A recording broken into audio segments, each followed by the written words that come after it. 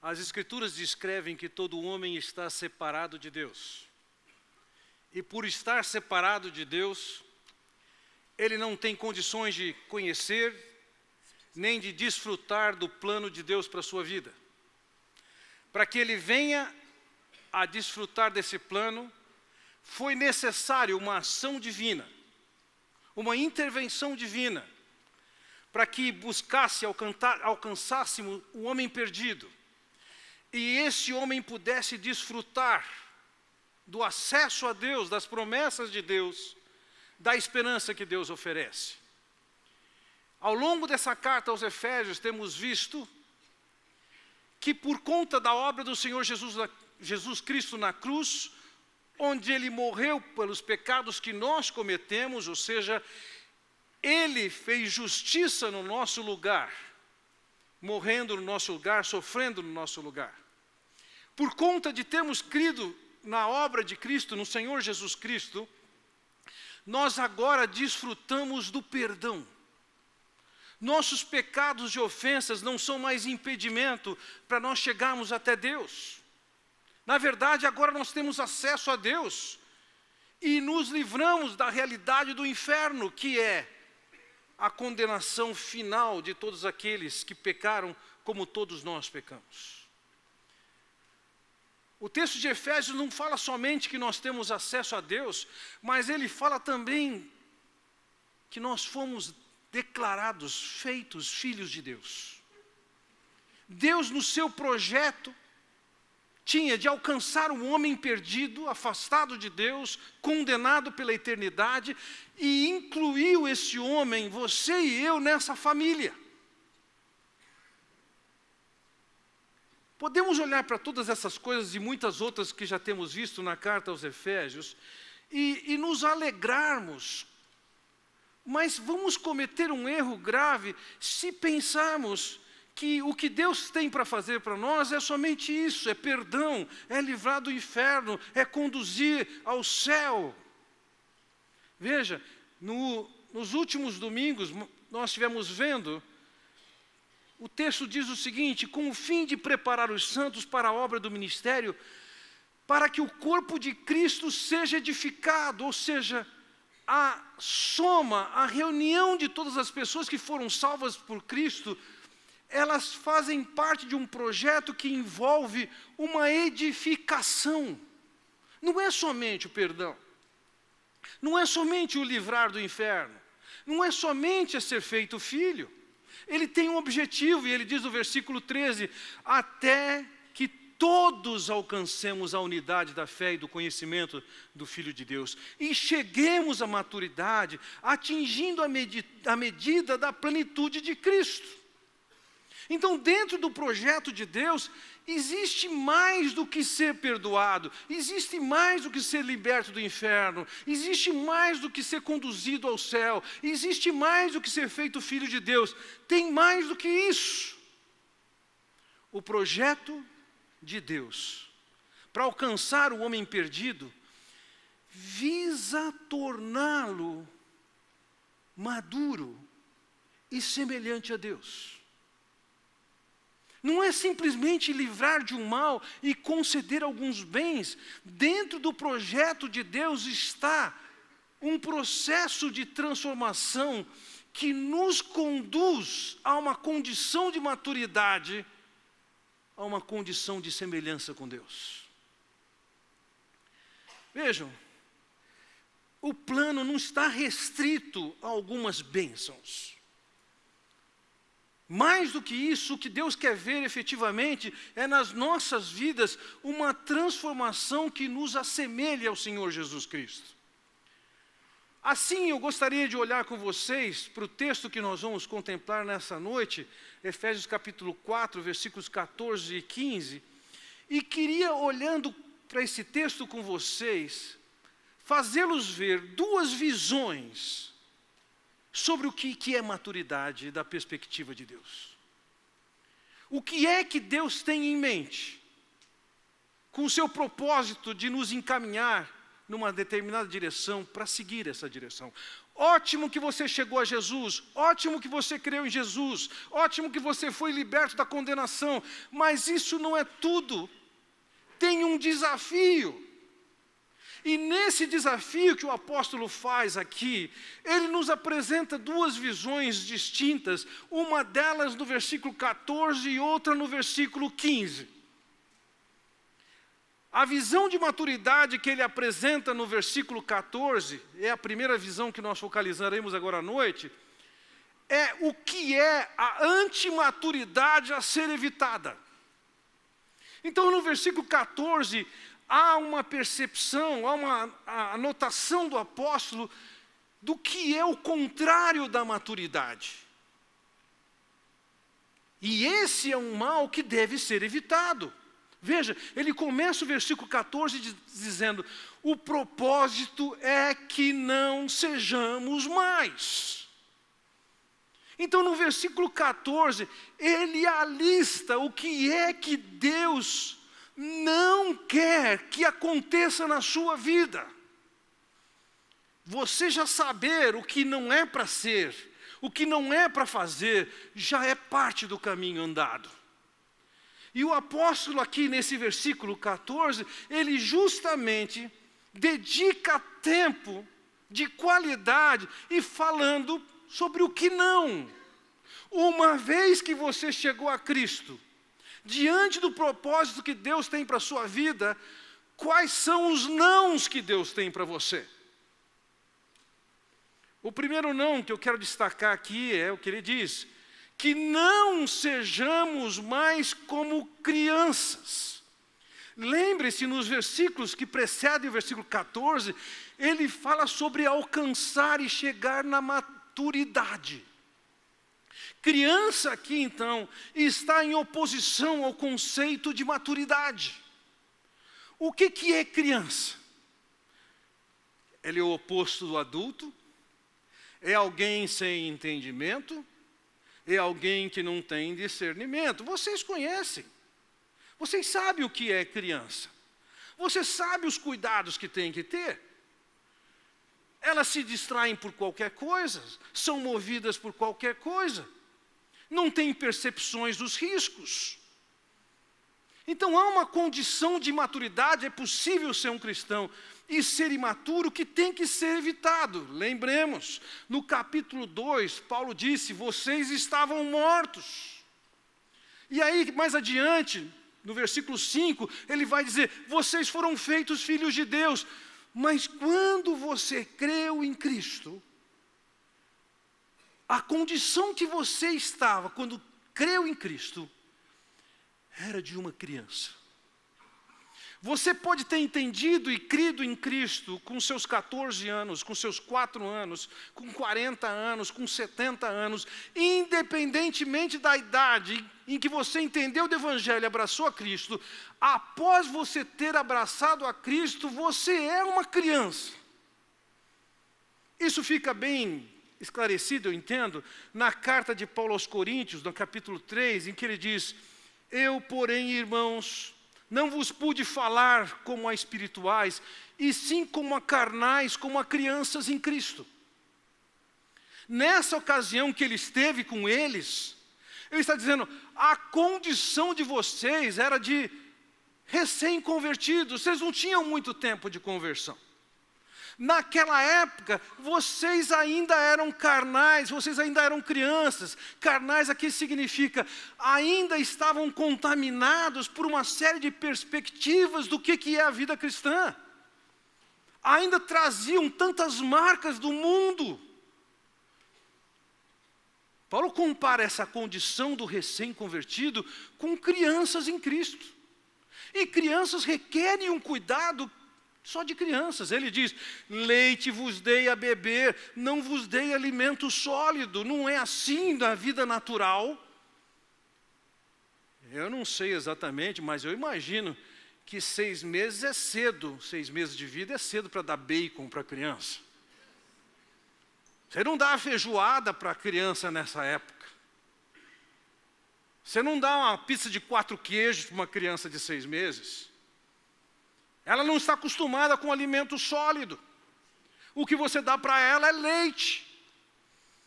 E o apóstolo está dizendo o seguinte: na condição espiritual, na esfera espiritual, uma vez que vocês se converteram, vocês eram crianças e eu não podia dar alimento sólido, eu tinha que dar leitinho, frutinha raspada. Ou seja, tem que ensinar as questões mais básicas da vida cristã. Por que ele diz aqui? Porque ainda não podíeis suportá-lo. Então veja, todo mundo quando se converte está numa condição de criança e requer nessa condição cuidados de criança em termos espirituais. Mas observe o que ele diz a seguir: nem ainda agora podeis, porque ainda sois carnais. O tempo tinha passado. Já havia passado o tempo para que eles crescessem na fé. Mas eles ainda eram crianças, eles ainda eram carnais. Sabe, ficar dando mamadeira para uma criança de 6 meses é razoável. Mas ter que dar mamadeira para um homem de 40 é louco, é insano. E em termos espirituais, o que estava acontecendo naquela igreja é que existiam pessoas que não tinham crescido como na nossa igreja existem. Tantos anos de fé, mas não cresceram efetivamente. E ele está dizendo, o objetivo de vocês é que vocês não sejam mais crianças. Mas o não dele continua. Veja o que ele diz, ele explica isso, característica de criança. Levados de um lado para outro, pelas ondas, nem jogados para cá, para lá, por todo o vento. Falar em onda e vento, quando se considera o furacão que está acontecendo no hemisfério norte, talvez sirva para a gente como um bom exemplo. Um mar com ondas e ventos. Não sei quantos de nós temos experiência desse tipo de coisa, mas estar no mar com ondas assusta e ameaça você de não chegar no lugar que você tem que chegar. Os ventos atrapalham. Nos nossos dias, nós já vimos barcos, navios em plena terra, porque o vento levou, as ondas levaram. Agora ele pega essa figura de ser levado para lá e para cá por ondas e ventos, e ele associa essa ideia de criança. Crianças são levados para lá e para cá facilmente. Você pode fazer uma conversa com ela. Você pode mostrar um cachorrinho ou um gatinho. Pode mostrar uma coisa engraçada e você leva a criança com você. Então, o que acontece, que ele descreve aqui, é que a possibilidade de uma criança, efetivamente, ela acaba sendo levada para lá e para cá. Você sabe que não pode deixar uma criança solta. Você sabe que é uma ameaça o que podem falar para ela e dizer para ela. Agora vejam, no âmbito espiritual também acontece isso. Quando um crente não cresce o que ele tem que crescer, ele acaba sendo como uma criança, levado para lá e para cá, facilmente influenciado. Disse uma coisa aqui, ele crê nisso, ele abraça isso. A característica da imaturidade espiritual é justamente ser facilmente manipulado, se impressiona com alguma coisa que ouve e nem avalia e não tem condições de avaliar. É uma criança. E ele diz, eu não quero que vocês estejam nessa condição. O plano de Deus não é que a gente seja dessa maneira tão facilmente impressionáveis, tão facilmente manipulados, tão facilmente conduzidos para lá e para cá. Pelo quê? O que pode levar um crente para lá e para cá? Olha o que ele diz a seguir. Por todo vento de doutrina e pela astúcia e esperteza de homens que induzem ao erro. O que ameaça o projeto de Deus na vida do crente aqui é, como ele diz, é ser levado por todo o vento de doutrina. Pessoas que estão ensinando em desacordo com o que as Escrituras ensinam. Essa é a ideia que ele está colocando aqui. O antídoto contra isso, conforme vimos no versículo 11, é que Deus concedeu para a igreja pastores mestres que devem estar ensinando as Escrituras, a base, o fundamento que os apóstolos instituíram. Mas quando não existe esse ensino,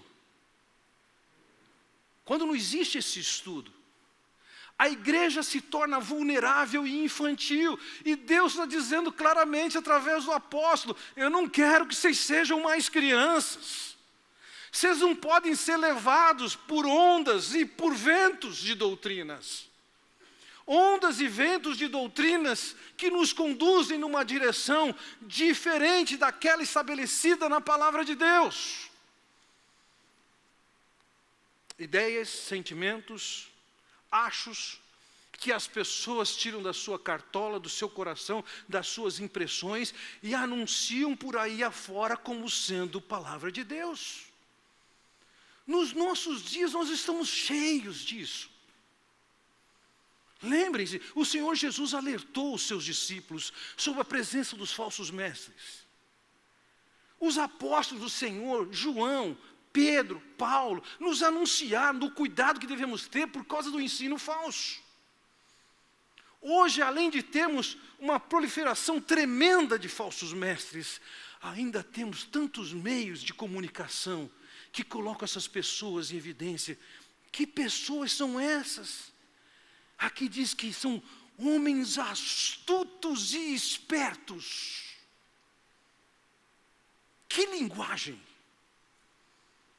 Homens astutos e espertos estão usando televisões, púlpitos, internet e jogando suas ideias que estão em desacordo com as Escrituras. O quê? O que estão ensinando? Bem, eu sou contrário à ideia de ficar falando sobre as doutrinas falsas que ameaçam a igreja. Eu sou da opção de é melhor ensinar a verdade e que vocês aprendam a discernir isso. Mesmo porque, se fosse gastar tempo ensinando contra o ensino falso que existe por aí, não tinha tempo de ensinar as Escrituras somente. Mas nós vemos e tropeçamos a todo momento o ensino sobre prosperidade, a teologia da prosperidade. Uma vez que você creu, você vai prosperar na sua vida. Isso significa que você vai ficar rico e você não vai ficar doente. Senhores, isso não aumenta a riqueza de ninguém. Aliás, se alguém está buscando ficar rico através da fé, conseguiu dar um nó na Bíblia. O Senhor Jesus disse para a gente não amar a riqueza. Mas as pessoas estão fazendo da riqueza o seu fim. E um comércio de fé para obter a riqueza. Dentre as pessoas que têm ensinado sobre teologia da prosperidade, dizendo que nós não vamos ter enfermidades, existem alguns deles que são hospitalizados e ocultam isso. Existem dentre essas pessoas que têm filhos na cama, ainda hoje, e não foram curados. São espertos e astutos que ensinam uma mentira. Agora, um crente maturo, sem suas raízes nas Escrituras, o que acontece? Ele é levado pelo vento de doutrina, ele é levado pela onda e se deixa influenciar por isso. Nós vivemos em dias, e não sei por quantas décadas mais teremos, embates tão intensos como atualmente temos no assunto de homossexualidade e ideologia do gênero. E lógico que isso está afetando a igreja. Alguns estão cedendo e dizendo, não, nós devemos aceitar, isso é normal. Nos últimos tempos, pela primeira vez, recebi um casal homoafetivo com aconselhamento de casal. E ter que confrontar com as Escrituras e mostrar onde está o pecado.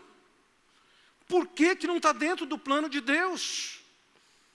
As facilidades que se estão ensinando sobre a oportunidade que você tem de mudança de sexo com uma cirurgia. Que mentira! Por que não contam que através dessas cirurgias tem se produzido pessoas tremendamente insatisfeitas? Por que não contam que em estatísticas diferentes, dentro do grupo de pessoas que fez cirurgia de mudança de sexo, que não muda nada? Mas dentre as pessoas que fizeram uma cirurgia desse tipo, 10 vezes ou 20 vezes mais a incidência de suicídio nesse grupo. Essa mentira ensinada, em nome de vivermos um tempo moderno ou pós-moderno, nós temos que aceitar isso. E várias pessoas estão dizendo, o que tem? São levados pelo vento de doutrina, alguém surge com uma ideia e as pessoas estão sendo levadas por isso. Outro ensino. As pessoas têm ensinado, algumas pessoas têm ensinado, que a obra do Senhor Jesus Cristo foi suficiente para pagar os pecados e que não é necessário pregar o Evangelho e nem tampouco crer. Todo mundo está garantido nisso. A Bíblia não ensina isso. Fala da necessidade imperativa de se pregar o Evangelho. Fala da necessidade imperativa de se crer para desfrutar do plano de Deus. E o misticismo espiritual que avassala esse país. Quantos são os pregadores que estão aí balançando os seus paletós e as pessoas em êxtase estão caindo para trás? Quantos creram e aderiram à ideia de uma experiência de fé que leva ao emagrecimento? Propostas que o mundo está lançando aí, e as pessoas ouvem isso e acabam sendo levadas e induzidas ao erro. E as idolatrias reinantes nos nossos dias? Pessoas que estão acreditando que de fato a solução para a sociedade humana é o socialismo.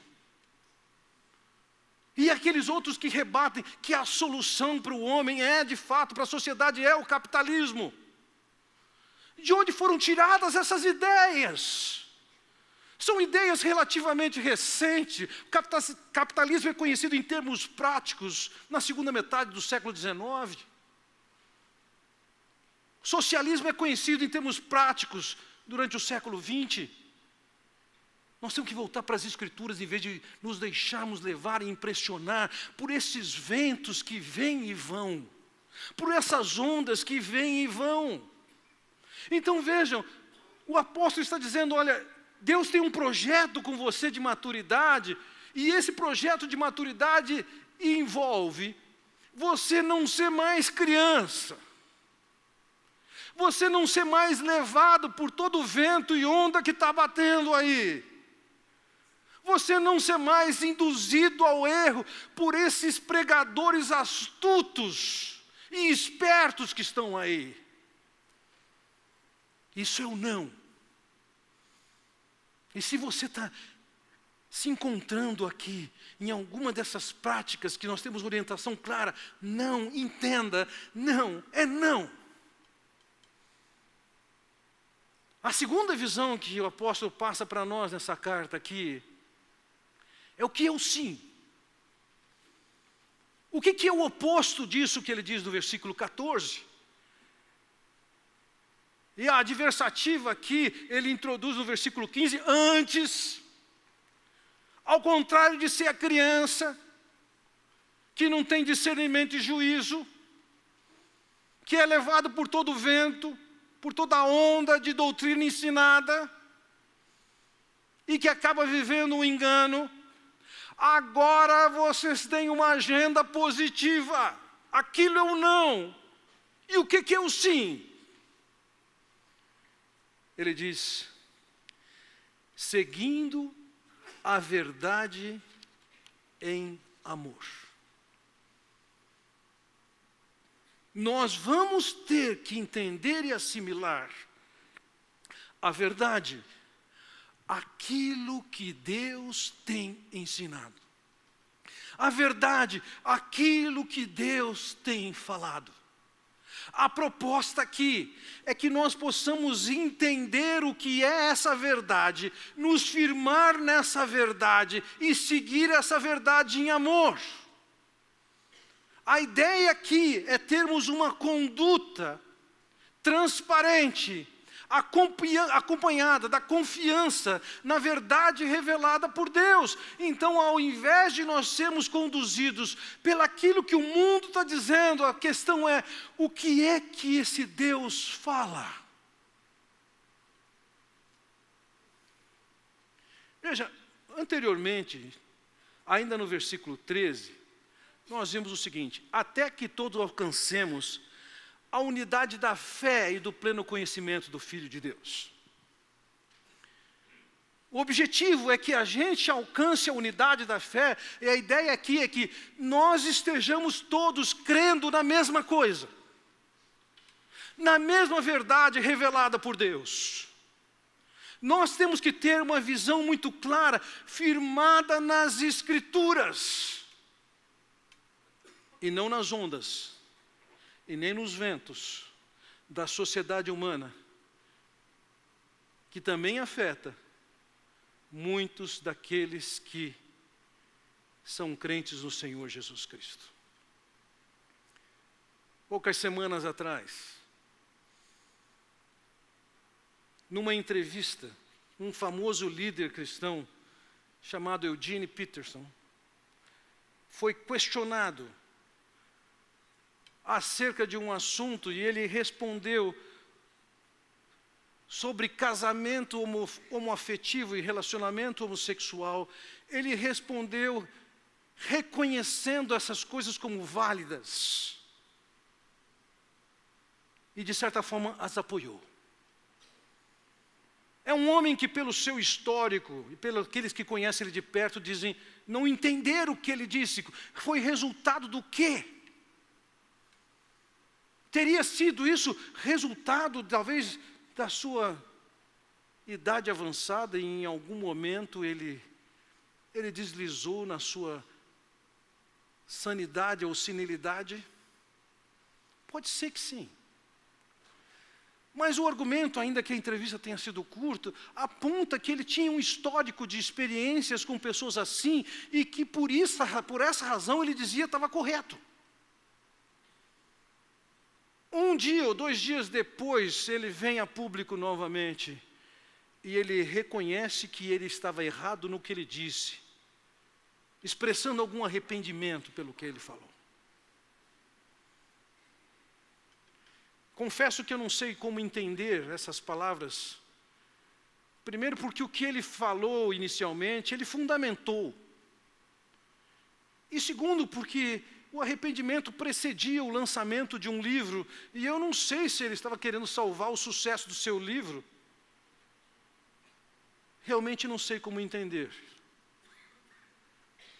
Mas em meio àquele cenário em que ele estava recebendo muitas palavras contra a sua palavra, um ex-gay convertido ao Senhor Jesus Cristo, chamado David Bennett, disse o seguinte: por favor, não nos dê amor sem a verdade.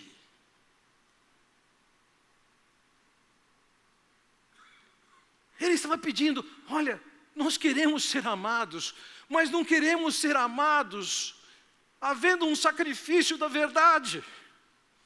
Porque se houver sacrifício da verdade, o que é que vai acontecer? Não existe possibilidade de um amor verdadeiro existir, subsistir no ambiente da mentira.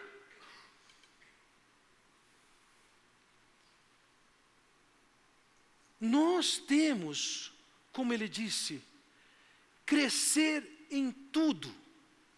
Veja, seguindo a verdade, nós temos que crescer em tudo. Uma vez que alguém chegou a Cristo e está numa condição de imaturidade agora, é uma criança, essa pessoa precisa de aprender uma série de princípios que regem essa vida espiritual. Isso nas diversas áreas da vida, por isso eu diria, você tem que crescer em tudo. O que é esse tudo? Alguns de vocês têm chegado a Cristo com uma experiência de uma perspectiva absolutamente equivocada e longe das Escrituras acerca de finanças. Alguns de vocês, quando chegam a Cristo, estão endividados. Vivem com muito, esperando ter muito mais do que efetivamente têm. Alguns de vocês tiveram a experiência de levantar empréstimos oficiais ou informais e não consegue pagá-los. Você vai ter que aprender uma outra perspectiva de vida financeira. Eu me lembro quando, anos atrás, um homem chegou na minha sala e me pediu que a igreja emprestasse para ele um certo valor. E eu disse para ele, amigo, a igreja não é banco, a igreja não empresta dinheiro. Além disso, imagina se eu pego o dinheiro da igreja que eu não posso e empresto para você. E vamos imaginar que por uma situação ou outra, você não consiga pagar. O que eu vou falar para a igreja? Ele falou assim, eu mesmo não sei se eu ia conseguir pagar. Sabe, essas são perspectivas que a gente traz lá do mundo, não tem problema se não conseguir pagar. Mas a hora que você chega para o Senhor e começa a entender que você tem que ter um coração grato, que buscar riqueza está fora dos projetos de Deus, que você tem que cumprir com as responsabilidades que você assume. E aí vem um aprendizado. Como crescer na área financeira da maneira que é regida pelos princípios das Escrituras. Tem que crescer em tudo. Alguns de vocês, quando se converteram, já tinham na agenda o divórcio. Planejado o divórcio. Entendiam que o divórcio era a solução do casamento. Gente, isso não é solução do casamento, é dissolução do casamento. E você chega para Cristo e encontra que existem orientações de como você deve agir. Por que deve agir? E que o divórcio não é uma alternativa para você. E você começa a aprender a orientação, a instrução, o que é casamento, o que não é casamento. E nessa assimilação você começa a entender o projeto de Deus e os recursos de Deus para você viver dentro da vontade dEle. Alguns de vocês chegam a Cristo tendo traços de falta de integridade marcantes. Outros chegam a Cristo com uma experiência de tratamento com as pessoas inadequado. O projeto de Deus é que a gente cresça em tudo. Como ele diz assim no versículo 13, atingindo a medida da plenitude de Cristo.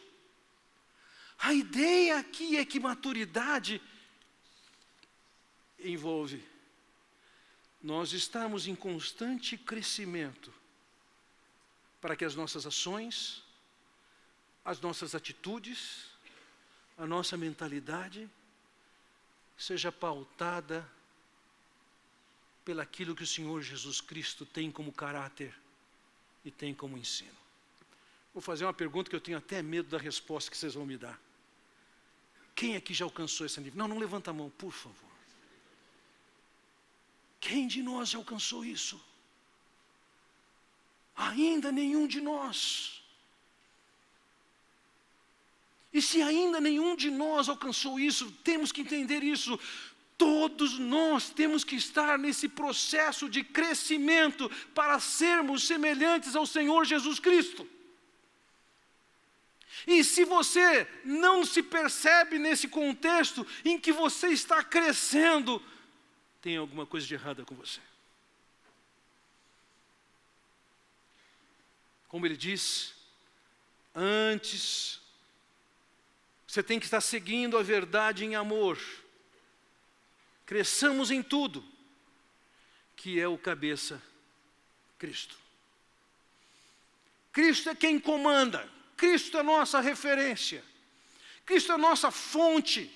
E nós aqui estamos em busca efetivamente de encontrar com esse Senhor e fazer com que as suas ideias, os seus princípios, as suas orientações, as suas determinações, as suas perspectivas se tornem também a nossa mentalidade, a nossa atitude, a nossa conduta, o nosso caráter.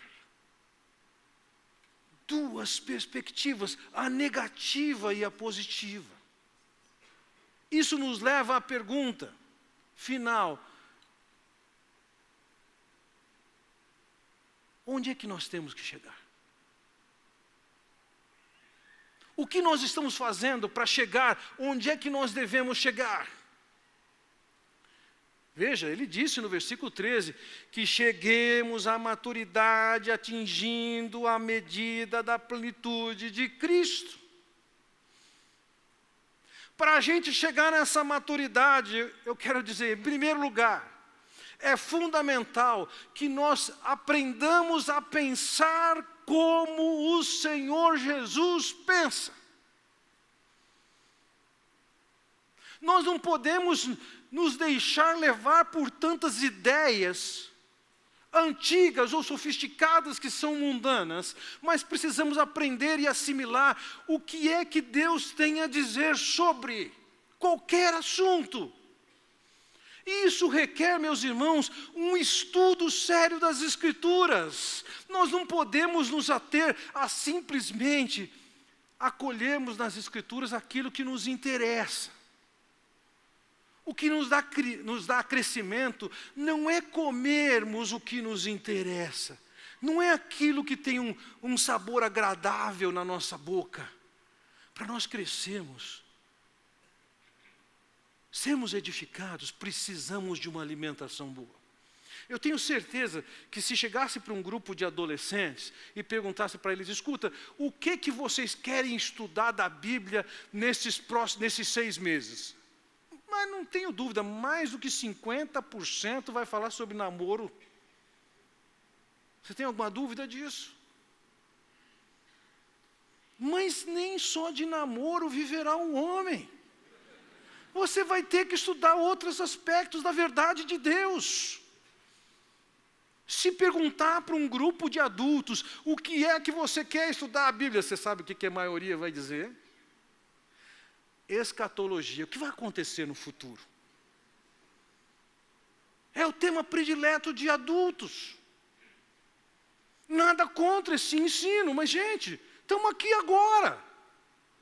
Tem um monte de coisa que Deus já fez no passado, que Deus estabelece, que vale para o presente, e nós estamos aqui discutindo teorias sobre o que vai acontecer no futuro, e fazer disso, isso é importante, não tenho dúvida que é importante, mas nem só de escatologia viverá o homem. Nós precisamos nos ater a ganhar a mentalidade de Deus. Nós não podemos parar na posição medíocre, eu estou satisfeito, está bom assim. Não.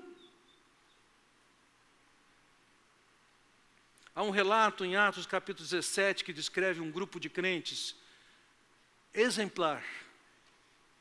Veja o que ele diz: estes de Bereia eram mais nobres do que os de Tessalônica, pois receberam a palavra com toda avidez, examinando as Escrituras todos os dias para ver se as coisas eram de fato assim. Aquilo que eles ouviam, fosse em púlpitos ou fora de púlpitos, eles iam conferir nas Escrituras se eram assim.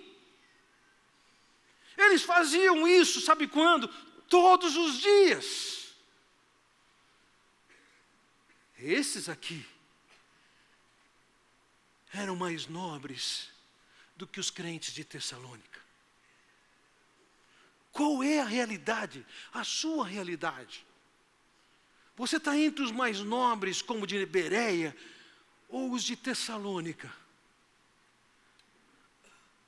Para sermos o que Deus quer que sejamos, nós precisamos ganhar a cosmovisão, a perspectiva, o pensamento de Deus. E isso é na Escritura. Não é fruto de uma inspiração, de uma ideia, o que for. Não é fruto de um sonho. Segundo, para caminharmos nessa direção da maturidade, de crescermos em tudo, liderados pelo cabeça, nós precisamos individualmente tomar a nossa decisão de ver esses princípios regendo a nossa conduta. A vida precisa ser transformada. Ao estudarmos as Escrituras, nós vamos ter a tristeza de vermos os nossos pecados expostos. Pecados que precisam ser confessados. Pecados que precisam ser deixados. Condutas que precisam ser abandonadas. Condutas que precisam ser adquiridas. Não é simplesmente o conhecimento, não é simplesmente ter a mentalidade, mas é ter o coração transformado, de forma que as atitudes, as predisposições, as decisões são moldadas pela palavra de Deus. Consequentemente, o que vai acontecer é que essa pessoa vai conhecer as instruções de Deus e os recursos de Deus. Porque nós, por nós mesmos, não temos condições de reproduzir o caráter de Deus em nós. Nós podemos entender e aprender uma verdade, um princípio. E agora precisamos que o Espírito de Deus atue em nós, seja nos livrando, tirando de nós as vontades erradas. Deus vai ter que atuar em nossa vida para que nós sejamos libertos das nossas condutas pecaminosas. Deus precisa agir em nós para que a gente consiga colocar em prática o que Ele quer. Vejam, desde o capítulo 2 de Efésios, e avançamos nisso ainda mais um domingo, Paulo tem descrito o que é uma igreja. E, meus irmãos, nós não podemos confundir igreja como um ambiente legal, como uma atmosfera legal, como um ponto de entretenimento, como um show para ser assistido. Igreja é a reunião daqueles que estão em obras, estão sendo transformados por Deus, num processo constante, até que a gente alcance a medida de Cristo, a semelhança de Cristo. Assim sendo, meus irmãos,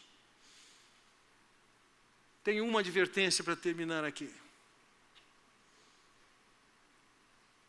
O cuidado de nós não nos deixarmos imunizar pelo cristianismo. O que é isso? No processo de imunização, alguém pode aplicar uma vacina, e nessa vacina tem uma quantidade inexpressiva de um determinado vírus, por exemplo. E por conta de pegar um pouquinho, mas bem pouquinho da doença, você pode desenvolver anticorpos que fazem com que o seu corpo ataque aquela doença. E você fique livre de pegar aquela doença. Eu temo que os nossos dias se caracterizem justamente por uma imunização de cristianismo.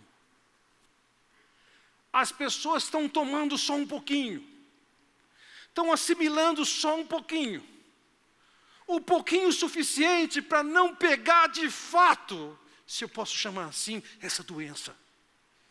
Na verdade, essa saúde, essa sanidade, viver com Deus através do Senhor Jesus Cristo, seguindo a sua orientação. Nós não podemos deixar que só um pouquinho disso entre no nosso ser. Nós precisamos assumir o Senhor Jesus Cristo na íntegra, num processo constante de mudança de mentalidade, de mudança de atitude, de mudança de caráter, de mudança de conduta. É nesse projeto que nós estamos. O alvo de Deus não é somente o perdão ou a libertação do inferno. O alvo de Deus não é simplesmente nos colocar juntos. O alvo de Deus é que você esteja em constante, contínuo e sólido crescimento para ser semelhante ao Senhor Jesus Cristo. Não pare nisso. Não estacione. Vamos à frente. Tome a sua decisão de levar seu Deus a sério e de alcançar o que Ele quer que você alcance.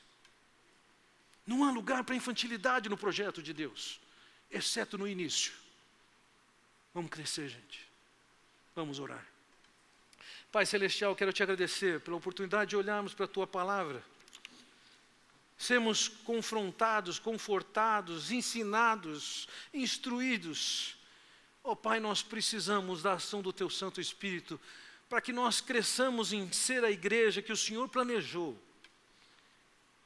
Cada crente crescendo conforme a instrução, conforme a orientação da cabeça do Senhor Jesus Cristo.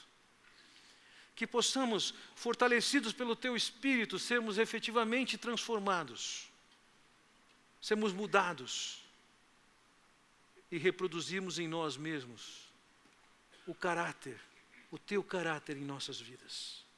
Abençoa meus irmãos, fortalece meus irmãos, incomoda os meus irmãos aqui, Senhor, motiva-os esse processo de transformação para se tornarem mais e mais semelhantes ao Senhor Jesus. Eu oro, Pai, em nome do Senhor Jesus. Amém. Deus abençoe você.